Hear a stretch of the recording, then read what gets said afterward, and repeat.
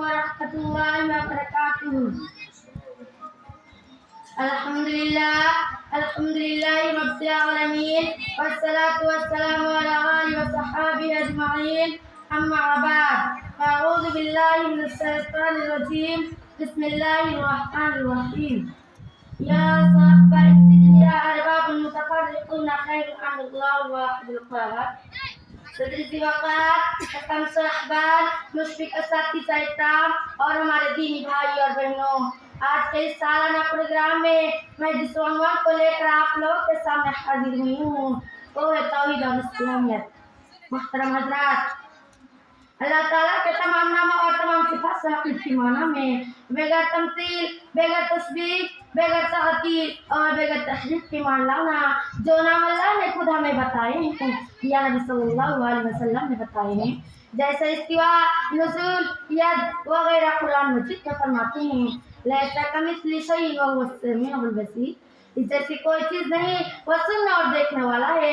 یعنی کائنات میں اللہ جیسی کوئی چیز نہیں، نہ ذات میں نہ صفات میں، بس اپنی نظیر آپ ہی ہے، واحد اور بے نیاز ہے. توحید کے فوائد، توحید کے برکت سے کے اندر صفات پیدا ہو جاتی ہے جبکہ مشرک نامراد رہتا ہے.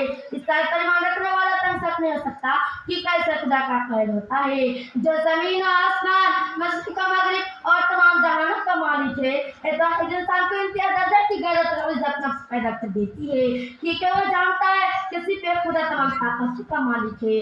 خودداری کے ساتھ عاجزی واحد کی ساری پیدا کر دیتی ہے کیونکہ وہ جانتا ہے کہ اس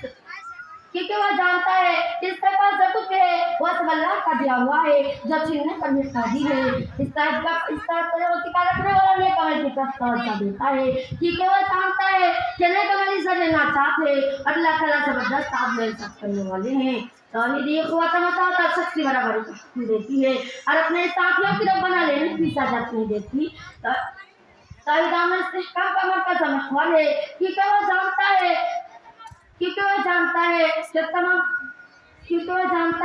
کہ عزت، حکومت، رزق اللہ کے ہاتھ میں ہے. اطاعت اللہ کا قانون اور پابند ہوتا ہے کیونکہ وہ جانتا ہے کہ اللہ ظاہر اور خفیہ چیز کو جاننے والا ہے. توحید قوت و مساوات اور شخصی برابری کو دیتی ہے اور اپنے ساتھیوں کی رب بنا لینے کی اجازت نہیں دیتی. توحید عمل استحکام کا مرکز و محور ہے کیونکہ وہ جانتا ہے امن دل میں خوف خدا سے پیدا ہوتا ہے نہ کہ پولیس کی نگرانی سے.